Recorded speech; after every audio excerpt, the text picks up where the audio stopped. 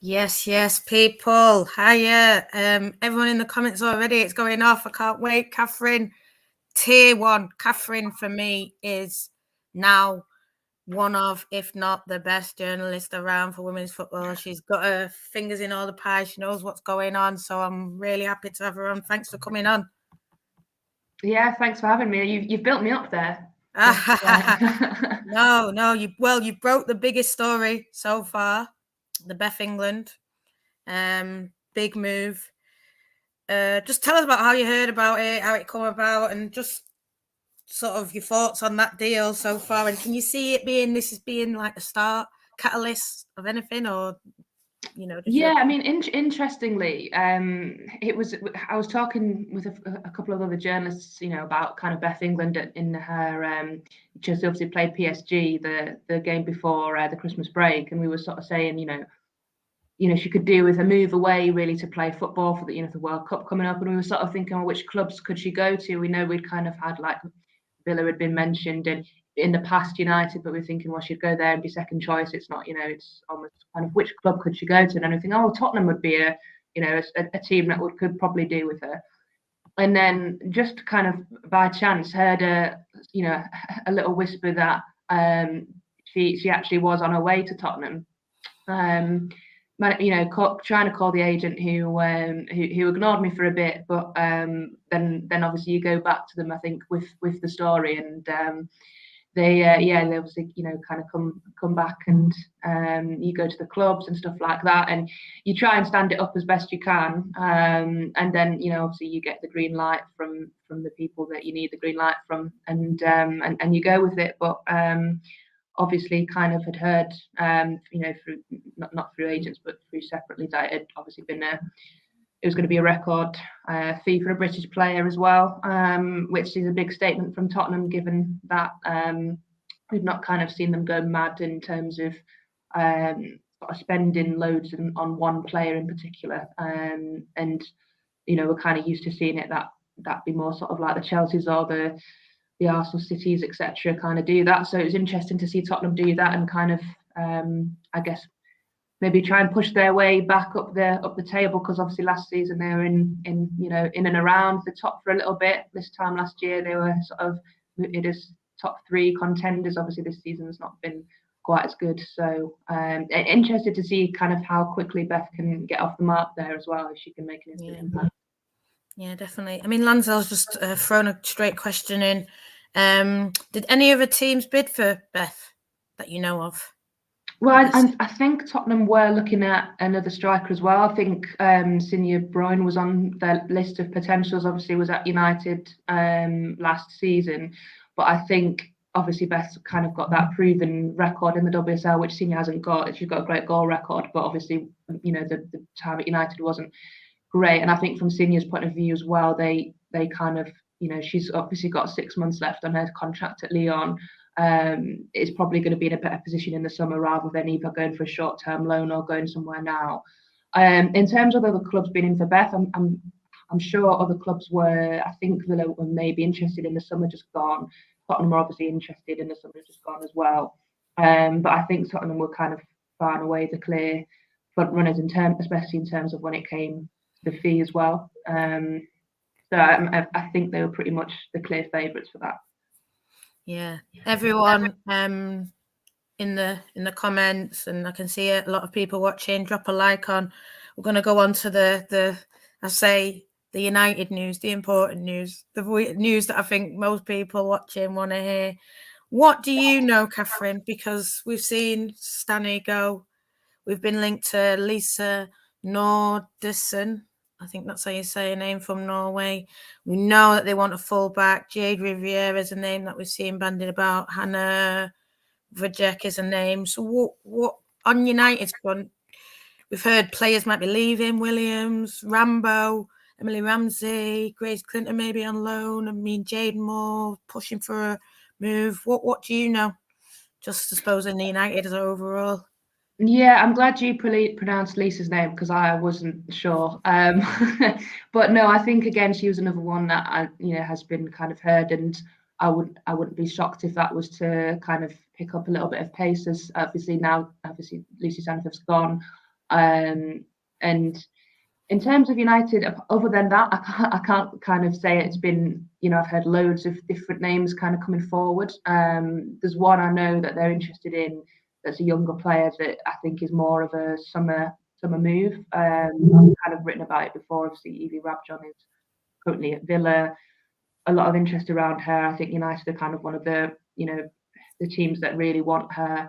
But obviously she can't sign a contract till she's 18. She's 18 in April, so they obviously have to wait. There will be competition for her, but I think we have a very strong interest. In terms of other players this window, I can't say I've heard much about Jade Moore. I think she's a fantastic player. Obviously, international experience already with Canada, Olympic gold medal winner. You can't say more than that. I think she'd be a great addition. Not sure whether United are one of the teams kind of pushing for her, but they could do a lot worse. Hannah Wojcik, again, is another player kind of being mooted around. As far as I'm aware, they've not put in a serious bid for her at the minute. Again, could be another one that they go back to in terms of when contracts are up. Again, one that is very much a player of interest, but no serious bids as of yet. That may change as we get close to the end of January. I mean, Lanzel's put a comment in here, and just, I suppose, feedback to a comment that someone said where they talked about not a lot of money and not a lot of transfer. But I mean, do you know if, for me, I think that, I mean, what I've heard, it was about a 200k bid, 180k bid that they've bid for Lisa Nuriston. And, the money in the men's and the women's, when they're talking about we ain't got money to spend, I think it's more the men, but they're still sort of saying that the Dutch guy, they're still gonna have to pay a little fee for that, so there is minimal money, isn't there? But for the women and the men's kind of money, it's chalk and cheese, isn't it? But do you think that the takeover, which we pretty much, everyone's sort of talking like when, not if kind of thing, do you think that's going to have an impact? Or, with the way Mark talks about transfers, it's like I plan a window in advance. You talked about Evie Rabjon, that being something one in the summer that they're already looking to tie down. So, I heard about Hannah Wojcik in the summer, for the winter. So it does seem like they work a window in advance kind of thing. And I know little things have to get tied down. You can't tie it down until it's done. But I mean, what do you think, I suppose, about this question and just generally what I've said? Yeah, I think in terms of the takeover, I think it'll have a bigger impact on the players that are out of contract in the summer in terms of trying to negotiate with them. Part of that will come down to whether they're in, obviously, the top three. The likes of, obviously, Leslie Russo, Ivana Batte, both out of contract in the summer. Both, players right at the top of the game, at the top of the women's game, who will demand probably bigger wages than they're currently on with the club, and will get big offers from other clubs when they're out of contract. So I wouldn't be surprised if if a takeover comes in the summer. It depends how quickly the takeover comes, but if that's getting to a point where it's close, I wouldn't be surprised if that holds up negotiations currently. For both players as well, that will also come down to whether United get into the Champions League places, especially kind of for Russo. I think decisions on that will probably take longer. And I would be surprised if they sort of signed new contracts this window, for example. Not that it might not happen if they suddenly throw a huge wage at them, but I think it'll probably be one that they assess in the summer. The same kind of with transfers. I mean, we've kind of know under the current regime they've not been huge spenders. So obviously, if the fee for Lisa is, I'm going to say her first name because I don't trust myself to pronounce the last name. If that's a fee kind of pushing towards the 200 mark or over 150, that would be quite a big step. I know it doesn't seem like a lot, but for a club that's not known for splashing loads of cash on a transfer fee, that would be a big step. Obviously, Polly's come in now, and she wasn't here in the summer, so she probably needs a window herself almost to kind of get her feet under the table and sort of streamline this recruitment. She did a very good interview with Tom in the Telegraph, and she was talking about, she used the word sustainable quite regularly, which we sometimes hear women's clubs kind of throw around quite a bit. It's something Liverpool used to say to me when I used to work up there, that, you know, again, American owners, about sustainable spending and kind of not going and throwing money at it like perhaps some clubs abroad do, or, you know, other English clubs. So yes, I think, you know, the takeover and the possibility of a takeover will maybe affect things, but, you know, unless that's going to come in the next few months, I think we'll probably see a similar kind of stage. But as I say, if there was a FIFA involved for Lisa that's over 150, that's progress as far as I'm looking at it. You talked about the word sustainable, and I know people have said it up in these comments before. Lucy Stan's gone, but they let her go for free. And I don't know if you know anything more about that, or if it's just sort of waiting on his press conference to find out. But for me, like you say, they throw that word around and then you let a player go for free. And yeah, you know, it would have taken time. Did she want to go? You know, mutual agreement. She obviously agreed it too. You know, talking about getting a player off the books to get someone in.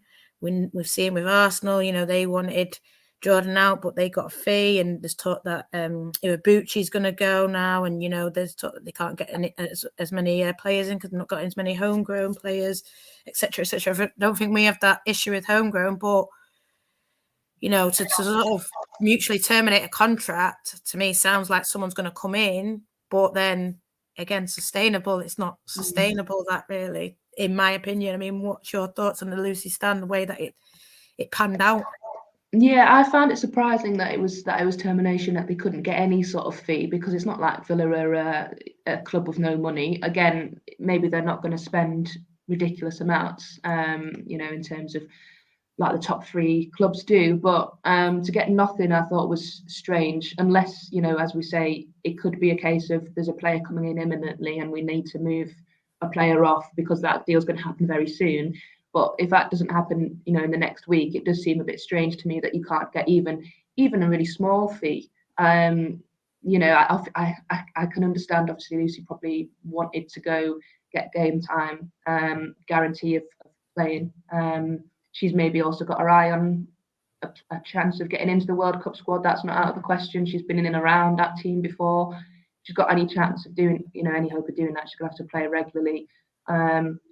And maybe United just thought, well, you know, for the sake of 50 grand or however much, or however, you know, even less perhaps, we'll just kind of let her go, sort of thing, with our goodwill and thanks for everything she's done. And it could just have been that, but you know, I think you have to be a little bit more kind of ruthless, a little bit, you know. It might sound stupid, like a little fee, you know, it's better than nothing at the end of the day, and you know, obviously kind of sets the precedent of that in terms of negotiations as well. So I was surprised that there was nothing, that it was a termination and that there was no fee involved. But as I say, obviously Mark's doing his press conference tomorrow, so maybe we'll shed some light on that.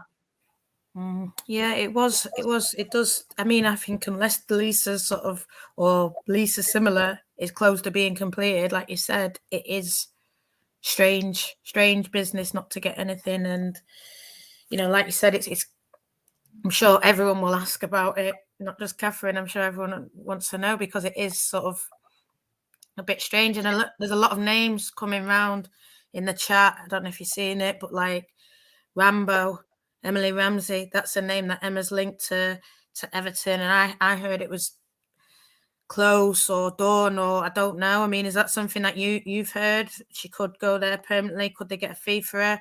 I mean, that's someone's like Stani in the last year, 6 months left. I think you're more likely to get a fee for Rambo than maybe Stani. I mean, I don't know if that's something that you've heard.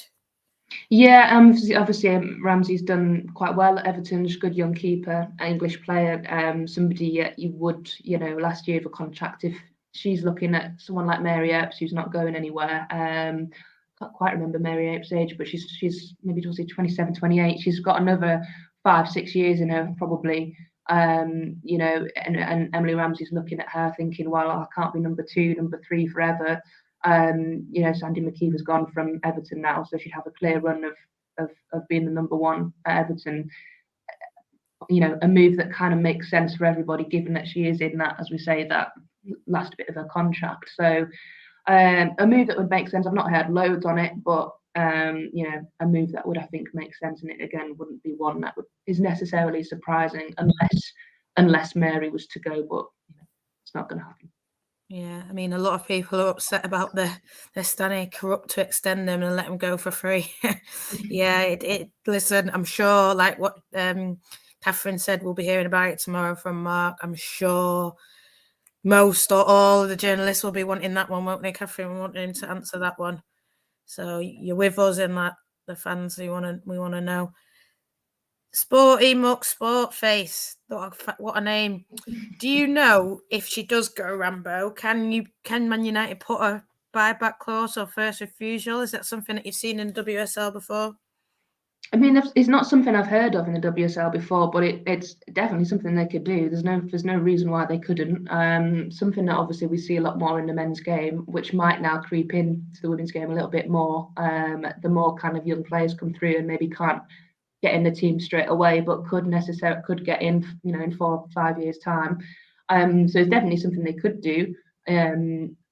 You know, there's no reason why not. It's not something not something I've come across before, but would actually, you know, would be probably quite a clever thing to do if they did include that.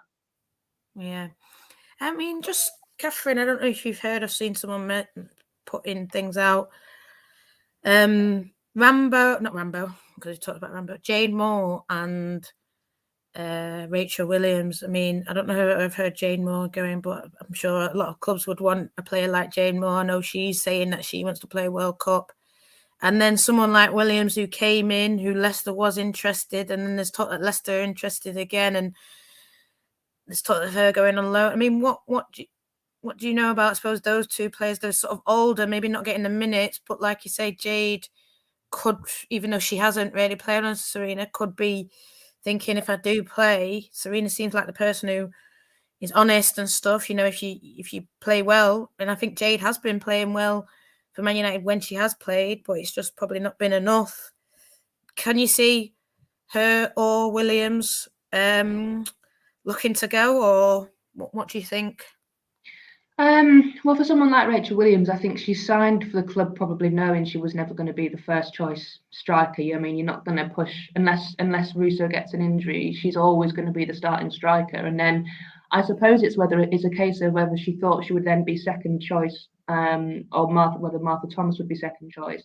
And obviously, it's kind of played out that Martha Thomas has probably been more of a second choice. I know Williams was injured at the start, which has not really kind of got much of a look in. And even though she maybe signed knowing she would probably be that maybe impact player off the bench or there to, you know, fill in when maybe Russo needed a rest or when, if she was injured, she might have signed and then thought, actually, that's not for me. I kind of, you know, I thought I would be all right with it, but now I kind of want to go and actually play a little bit. And Leicester really could do with somebody to put the ball in the back of the net. And we know that Williams is an experienced striker and would probably go and do a very good job for them. So again, it would be a move that would make sense. I think the only thing for United that would maybe kind of they'd be a little bit reluctant to was if, you know, Russo first game back gets an injury and suddenly you only got then Martha Thomas because you've let your other striker go out on loan, and you're then having to look at like playing, you know, people like Leon or Tunen or some Paris through the middle, you know, on other occasions. So I think that would be one that I wouldn't be surprised if kind of, you know, goes down to right near the end of the window where they assess where they are themselves before they kind of let the player go. Possibly the same with Moore. I think once, you know, Lisa comes in, I think that would kind of almost give the green light for her to maybe go on loan as well. But I can't see her going before that. I'd be surprised, no, not impossible, but I'd just be surprised for her to go before that deal was complete, because suddenly then, if anything was to go wrong with that transfer, they leave themselves a little bit short in midfield, given Staniforth's already gone.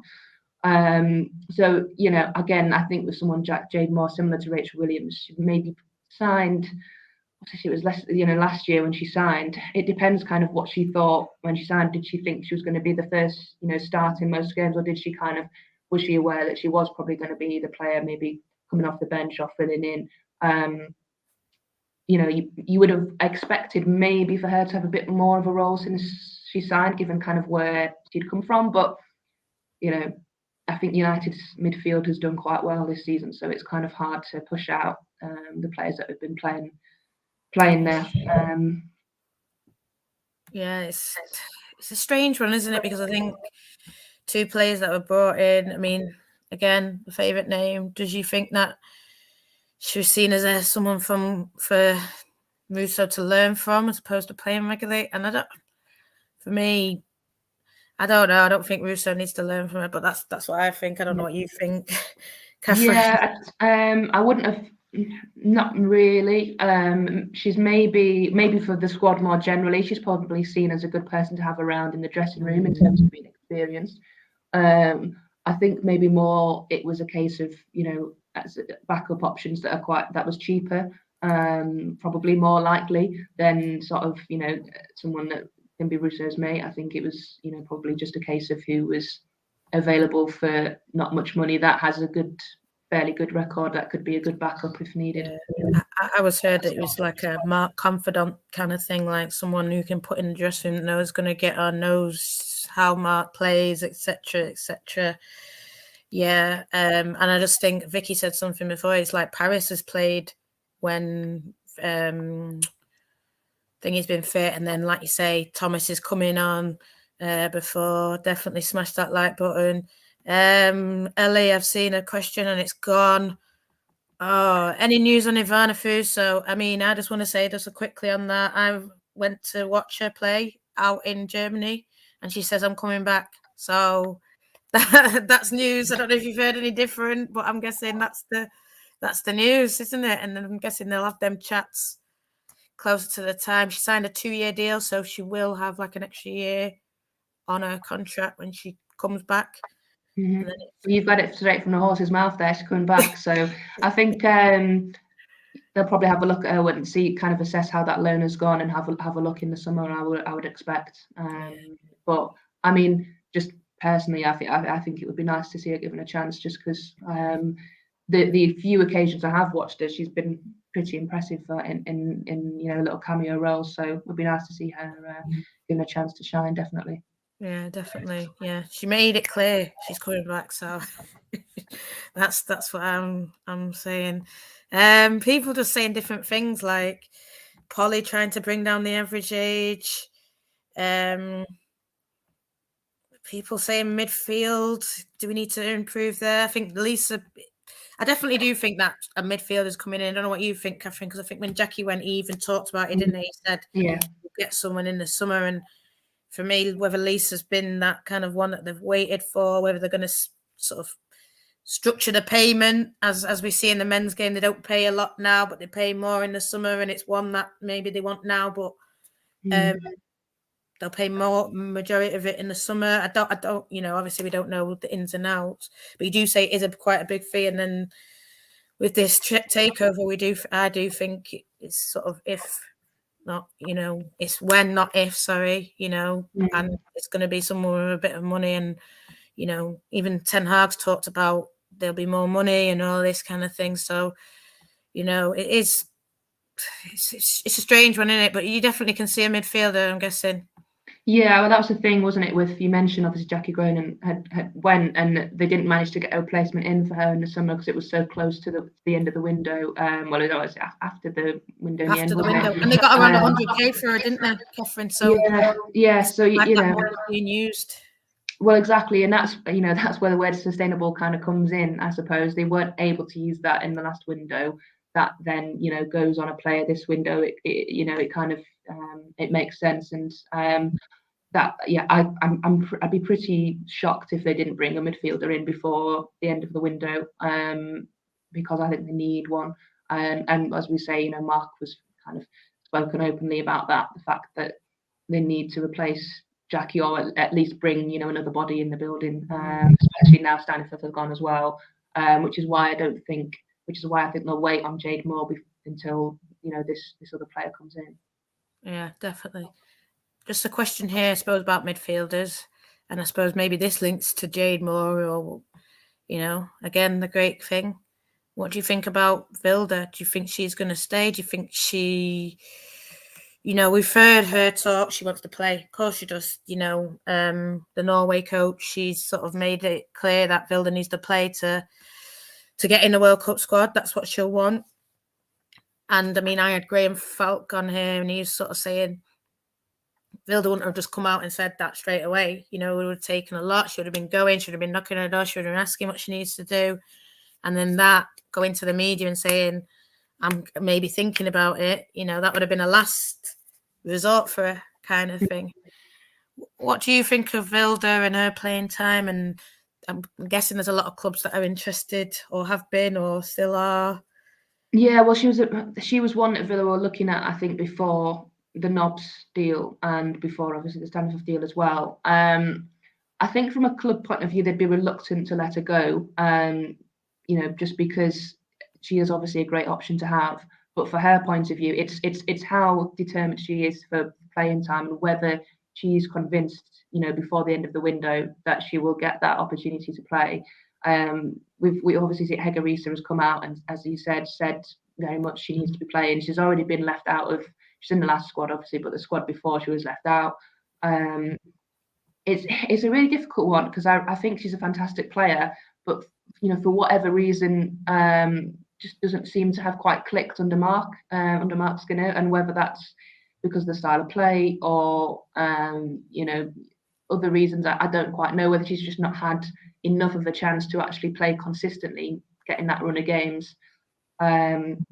Again, it's difficult. I think if as I say, if that deal for Lisa goes through, I wouldn't be surprised if she is then either going to the club and saying, look, what's happening? Am I going to be playing or not? Or if she does push for that move late on, which again I think would affect the Jade Moore deal, and that's probably why she's not gone anywhere yet, because there's still a few things to clear up as to the club will have, right, we want our set amount of this is the amount of midfielders we want, and once they've got Lisa in, it's then, right, can we afford to lose one? Which ones do we want to keep, and which ones are really pushing to actually leave the most? Which ones could we get more money for? Who is it more beneficial for us to keep and then let go? So there's a few kind of balancing up there, and I think that a lot of that will depend on the club's own business, which is why they could probably deal with hurrying up time. Yeah, I just seen a comment this one just saying Hayley Bajega, she's very good, very, very, very good. And that's just why I've seen her play. She's very good on our list. But now, let me just say, it is definitely, I've just lost all my train of thought with that. No, but yeah, Vilda, we want her to stay. I think Vilda wants to stay. I've heard, like you say, Villa, I heard that one too. I've heard other clubs are interested, but Vilda said no. So, like you say, that talk of Lisa, we had, I forget his name, but he writes for the NF, so basically Norway football, and he wrote the story and he came on here, so go and check out that video, guys. But he sort of said Vilda and Lisa are very similar. It's just that Vilda's a bit more physical. Not Vilda, Lisa's a bit more physical and can put it around a bit, and that's what Mark always says about Vilda, physical. So, who knows if that one then happens, then what happens? And then, like you say, does Jade go, does Vilda go? Which one do they decide? An area, Kathryn, that I think we are a bit weak on, and he has said it, and Sporty Muck's face. Any other fullbacks that we're not aware of? Because that's an area I think we need more of in. I think we've got 2, and then Maria, and I don't think that's enough, to be honest. What do you think? Do you think we're going to get... Yeah, no, I agree. I agree. I think they would definitely want to improve. Obviously, you've got Aoife Mannion coming back, who can play there if need be. She could play it right back if they needed to. Obviously, Letitia can play for right back as well. Perhaps the left hand side is a little bit more. There's less cover there. It depends really what they prioritise. I think obviously, Wojciech is one that they're looking at. It's just whether they can do everything that they want to do in this window. I do think, from kind of my conversations with agents, is that a lot more deals will be done, not just for United, but other clubs in the summer. And that may, again, the takeover could be massive part of that. I do think English clubs generally, just kind of generally on transfers, they are still behind the likes of Leon and clubs like that in Barcelona, who essentially identify the players they want, and then the fee, the budget's not really an issue. They'll go and make the offer. If they get outbid, they'll then outbid the other team, and if the player doesn't choose them, then fine, we'll move on to the next player. Whereas the English clubs, I know we were talking about sustainability earlier on. One of the agents I spoke to said, sometimes negotiating with English clubs, it's like you're asking them for the world, and you're not really. It's just they're so kind of slow moving, and considering whether this player is worth it. Are they going to improve our squad? I still think English clubs are behind on wages as well in terms of competing with the likes of Leon and Barcelona. They're ahead in terms of consistently. Maybe not there's the odd single player over in England that are maybe on high wages, but I think they're consistently across the squads. For example, someone like Katerina Macario, for example, is a player that's probably going to leave Leon in the summer. A strong interest from the English clubs, the top four. If United were to try and sign her, they'd need to be able to pay the wages. She's one of the top 3 earners in the world for women's football. And really, historically, it's the likes of Chelsea, maybe Arsenal or City that maybe paying that much. But if United, obviously, I'm not sure if I could see it on current finances and history. But if the takeover was to go through, there's kind of no reason why they couldn't try and compete if they obviously had Champions League. So that's obviously a player that is, I think probably going to be on her way in the summer, among with probably others. So they're the ones to kind of watch out for the next window. But January is always a difficult one for teams and big moves and stuff.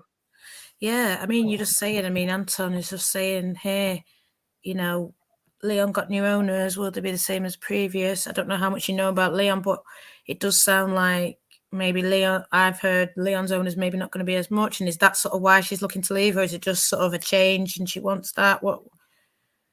Yeah, well, I think the appeal is just to kind of go and experience the football mainly.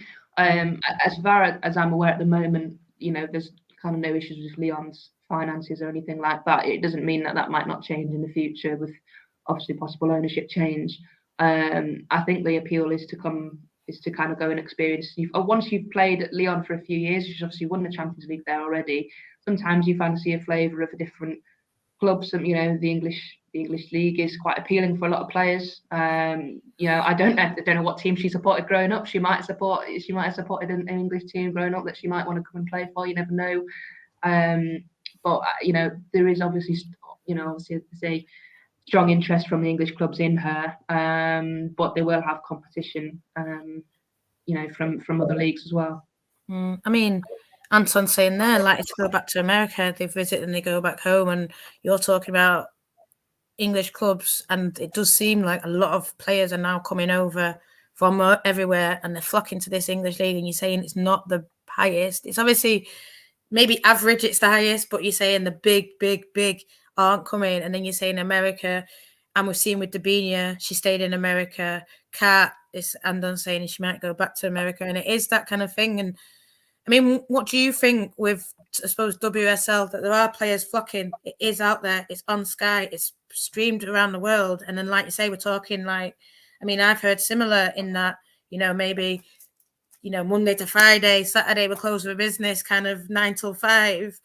And you can't really operate like that if you actually want to be up there. We've not seen an English, we saw Chelsea get to the final that time, and next minute they were knocked out. So, if we're serious about being the best in the world, we have to be competing and acting like serious players. And it sounds like maybe we're not.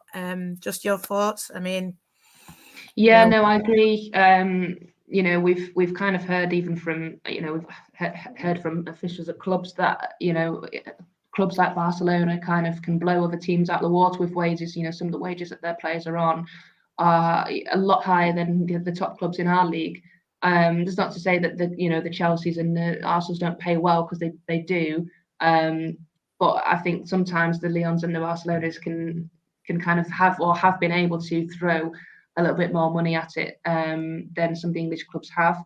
It also depends on the player sometimes, and how much of it is they prioritise the club or the wages. And obviously in the women's game, you kind of sometimes have to prioritise the wages in terms of for your own career path. Whereas maybe in the men's game, sometimes it's not always you don't have to prioritise it like that. A lot do, but you don't have to. And again, obviously, like we were saying with Macario, she could think, actually I'd quite like to go home and be in America for a bit, or she might have a desire to come and play over, still to stay in Europe and experience another new country, or she might really want to play for a certain manager. There are a number of different things that can influence it. Obviously Chelsea signing Sam Kerr a couple of years ago was the big statement from them in terms of actually attracting her to the WSL rather than her going to like a another club. But also it depends who other clubs have. So you look at someone like Alessia Russo, for example. If she was to say in the summer, obviously this is completely theoretical, but say if Chelsea were to come in for her in the summer and Sam Kerr was still there, and she was go, well, I might not be the first choice striker. Am I going to go to a club where I'm not the first choice striker? You have to weigh up things like that, for example. So for someone like Macario, you've got Pernille Harder at Chelsea, who kind of plays that number 10 role. If she was to go there, is she going to be competing with her? What's Pernille Harder going to say? Is she going to go, oh, well, who's this new number 10 that's come in? How much am I going to be playing? There are so many different things that can kind of influence stuff. But what I'm kind of hearing from agents in terms of the finance is that the English clubs are still behind the likes of Lyon and Barcelona, but that doesn't mean it might not change in the next couple of years. You talked about Harder there. What I've heard is she's going to Lyon with Ericsson. I don't know if you've heard similar. Well, yeah, been a few rumours in terms of Lyon again, kind of essentially where Lyon go, we want these players, and it doesn't matter what how much they're going to cost in terms of wages. Obviously, I think I'm right. Obviously, Chelsea have kind of been announcing new contracts for a lot of new players in terms of signing, and part of it I think is people are putting 2 and 2 together of going, oh, well, they've not announced new contracts for those two, so what's happening there? I think that sometimes it could just be that they're still negotiating new deals. Obviously, Harder's injured at the minute, and she is going to be out still for quite a while. She's actually had quite a serious injury, so that will probably affect, at the minute anyway, negotiations both kind of with Chelsea and in terms of other clubs looking at her. But it is, it's something I've heard. But again, that may depend on Chelsea's own plans for recruitment and kind of what they want to do in the next window. But it is something I'd heard sort of whispers on, but how kind of credible that is, I'm not 100% sure. Yeah, I'm backing what Vicky's saying. We keep our players, we keep Honor, we keep Leslie. More people want to come, more better players, people like Kat will want to come and play with Alessi, rather than Rachel Williams. But that's my opinion. Opinion unpopular and opinionated on this show, let's just say. This is a name I just want to touch on other clubs as well, Kathryn. I hope you don't mind. Yeah. Vicky saying she heard City was linked to Damaris, and she's one at Leon. I don't think she's injured, but she is a top quality player. She's recently played for Netherlands. What do you think? Do you think City could get her? She's one that I don't know if you've heard much about her. Is it?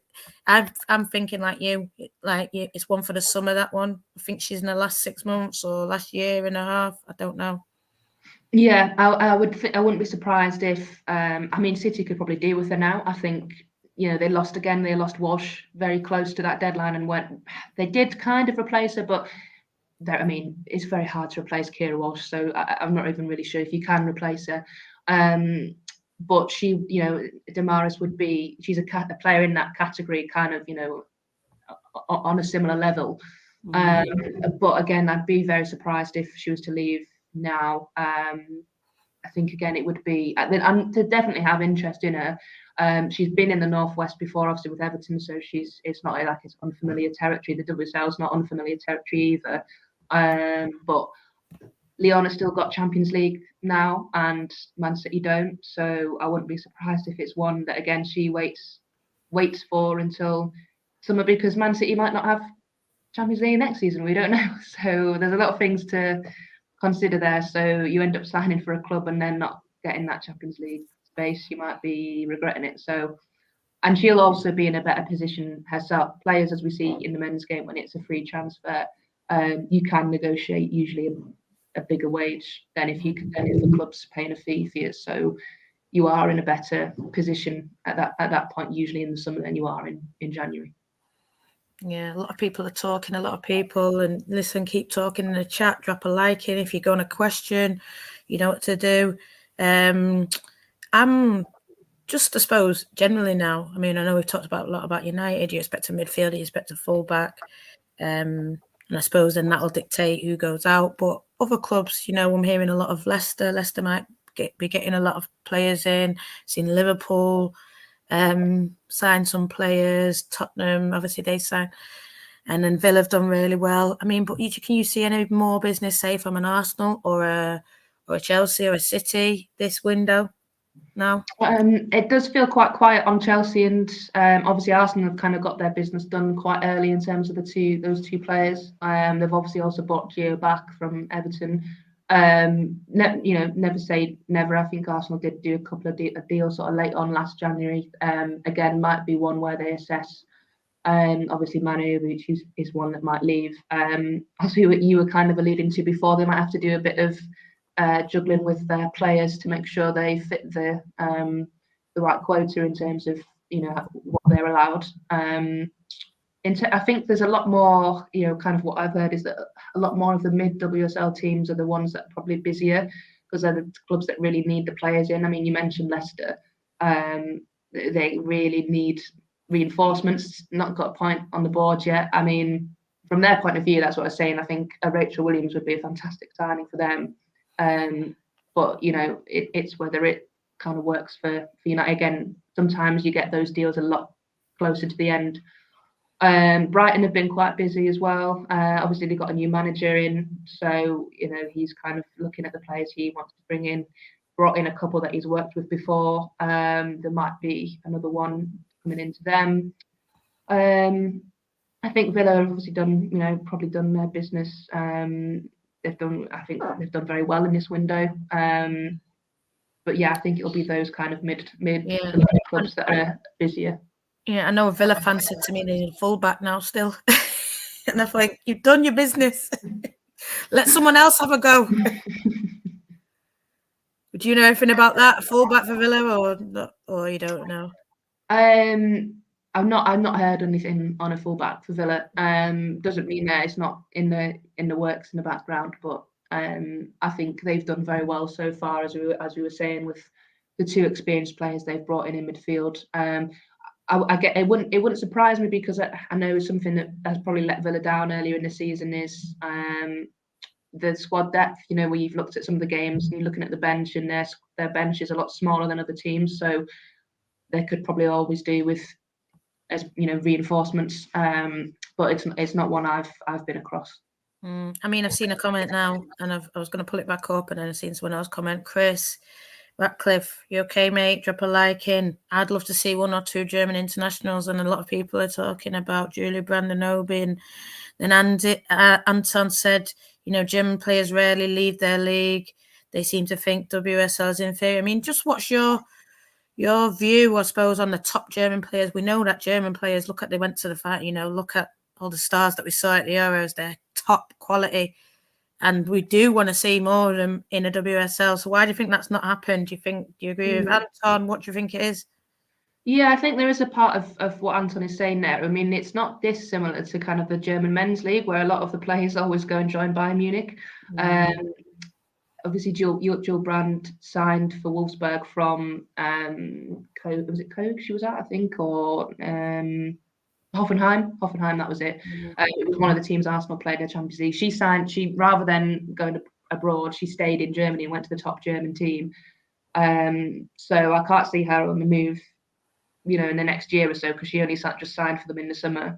It doesn't mean she won't necessarily leave in the future, but yeah, it is an interesting one. Obviously, you know, whether it's a kind of they like to sort of stay where they are, but it is interestingly a theme that we kind of see in the men's game as well. So an interesting point, but obviously, like, we don't always see many players kind of go over to Germany as well from here. Kind of Georgia Stanway was one of the first, well, not one of the first, because, you know, Lisa Evans has played there and Mary Earps has played there, but in terms of kind of like a big move, you know, more recently with the English players, you know, it's kind of rare for them to go to Germany as well, but Georgia's doing quite well over there, so maybe we'll see a bit more coming and going from that league in the future. Yeah, definitely. I'd love to see it. I mean, a name that Vicky's brought up and other people have been bringing up, Oberdorf, that is I'm guessing, someone that everyone wants. And I think she's maybe got 18 months on a contract. And it's like saying that the money, though, who's going to, well, everyone would probably splash it for her. And that's a move that I'm guessing everyone will want to see, but it's whether she feels like she's ready. I mean, could you see that? Could you see someone like that come into? That would be a massive. That would open it up, wouldn't it? I think. Yeah, if someone was to come in and splash the cash on her, that would be a massive move. Obviously, again, she's at Wolfsburg at the minute, so she's playing for a top club. They're a top club in Europe in terms of Champions League.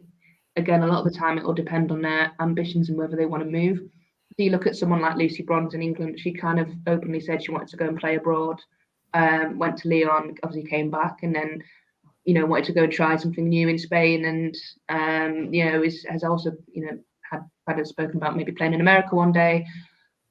So, you know, it depends on kind of Lena and whether she wants to leave Germany. Obviously, I've not really heard anything on that at the minute.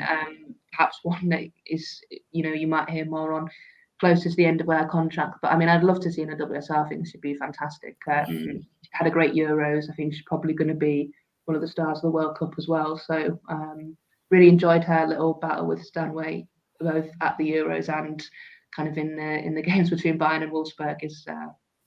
Would love to see her here. Yeah, definitely. I think everyone would. Sporty Muck Sports Face again. Do you know anything about set up for scouting for women's sides? Not just our club, but, you know, there is a report our club has 140 scouts. I think Man United probably have the most scouts all around the world. So how much of that scouting is done, and then they scout women? As I did hear a while ago, there was a scout who, I don't know whereabouts they were, but they were scouting maybe for the RTC upwards, kind of, I mean, below, you know, only, and then the men upwards, but not the women's first team. I mean, do you think that's something that needs to be done? Because I think there are a lot of untapped leagues. I mean, Germany, we can see it, but there's Mexico. I mean, that's something that Mark's last summer talked about. There's all these leagues, the world's big, Man United, 1 billion fans. But then again, we just invest in the WSL, and I feel like he has, if he does get this Lisa, the Norway League, that's, you know, but again, it's just Europe. And I do know there's the Liga Maxa in Mexico that's growing, you know, NWSL, you know, people have said about Maltese, Hannah Bajega, you know. Do you think we're going to see that soon in women's game, or what, you know? Rob Brunson, it's a really good, it's a really good question actually about scouts, and not something that I think much is known about. Scouting almost kind of was like seen as that almost like an old-fashioned thing in the men's game, when you kind of almost don't hear about sort of scouts kind of going to games in the same way as maybe they used to. I think maybe it's become a little bit more modern in terms of people can get videos of games and, you know, can look at players that way. Obviously, you know, sometimes managers will still go and watch players, but it would be interesting to kind of do a bit more research on that. Actually, I might have given me an idea to have a bit more of a look into, to kind of see where we're at with that. But usually you would say the resort, I mean, it's that kind of, you assume the resources are probably less so in the women's game, and it would be interesting to know kind of how far they are looking, whether they've got people, whether obviously they'll probably have you know, in terms of the men's side, they probably have the scouts that live in certain countries. Are they going to them? Can you go and watch some women's games as well? And feedbacks was on that. You know, it would be interesting to know kind of how that operates. So I'll have a look into that for you. Definitely. I mean, again, a great question. Brexit, these kind of things. We know that it's stopping. We know it. It's the most ridiculous rule. They don't have it for the men's team. There's lots of absolutely fantastic. I mean, God, I went to watch. If you watch the under-17 World Cup, if you watch under-20 World Cup, if you watch, you know, there's the 23s football. I saw a great player. Her name's Yanu Lavels, and you know she plays for PSV. But she's not made a debut or she's played 1 or 2 games for the Dutch national team, because obviously they're a great side. So I mean, she's not a great player. She's 20 odd, and she probably wouldn't make the cut with these rules now. But she's the captain of the 21, so it doesn't make sense. You know, Michelle Cooper, another one who's just signed up for the draft, she wouldn't make it in thing, but she's the captain and have just won the under 20 World Cup. Doesn't make sense. But if it was a man, they can go through, and you know. It's in my opinion. I'm not saying because people are saying here now about the players that are coming through. You know, we've seen Kira Barry, we've seen Alicia Hearn, Jess Simpson, Saf. It's not like the players aren't coming through, but for me, to get a Michelle Cooper or players, you know, like I say, in Hayley Bajay, you know, good players, we can't get them because of these rules, red tape. It's making it harder, Jonathan's saying. Just your opinion on that. And do you know of teams not going for players, like I've said, because of this thing? Is it affecting it worse than we thought? I think it is a gripe, especially for agents that have got kind of a lot of young players. It is something that has been spoken about, not just for the young players, but for older ones as well. Just generally the issues of Brexit. It was an issue last January, and it obviously still remains an issue. It's a ridiculous rule in my kind of opinion. I think Everton had the problem with a player they signed. I can't quite remember the name of the player now, but they signed somebody last year and they had to then send them out on loan so they could try and get the number of points. I think it was a goalkeeper. I think she went to be almost like second or third choice at Bayern to try and get the points, and it just seemed absolutely ridiculous that they couldn't have her in the squad. And she couldn't play, and you know, it kind of seems completely crazy. And whether that will change, I don't know. Whether the clubs kind of put pressure on, you might see that come in. You know, we know clubs are putting pressure on in terms of trying to change the rules. So, you know, you can't just go and steal a player 5 days before they turn 18 from another club without paying a fee. I know that's something that clubs feels very strongly about as well. So I think eventually we will kind of see more clubs put the pressure on to change stuff like this. But as you and me both know, kind of change is takes a long time in the women's game. It's a slow process. Yeah, no worries. Kathryn, I'm going to wrap it up. I mean, is there anything that you think we should know, whether it doesn't have to be United, can be anywhere? Is there anything that you think, you know, we should watch out for X going to Y, or this club is going to be the most busiest, you know? No, I think I've pretty much kind of covered everything. I would say, you know, the summer in terms of the big moves. Watch out for Makari, obviously, kind of how seriously the English clubs go for her. Keep an eye on the young players, you know, the ones that are coming back as well from studying in America to find clubs. And as you say, obviously there's players like, you know, Jade Riviera who could be one that comes in as well. So we'll try and find out a little bit more on that. But no, hopefully that United kind of get those deals through, and you know, in this window, the ones I'm looking at before what will probably be a big summer for them coming up, depending on where they finish in the table. Where they finish, and new owners and new money. Yeah. Lots to sort out. Yeah. Thanks a lot, Kathryn. Thanks a lot, guys. Like, share, subscribe. We've got a video on Friday, and it's about NWSL and what's gone on there, and, you know, players and protecting them and stuff like that. So, you know, definitely check it out. Look, we had a little Villa fan, secret listener. Like, share, subscribe. You know what to do, Chris, right? Thank you. See you later, guys.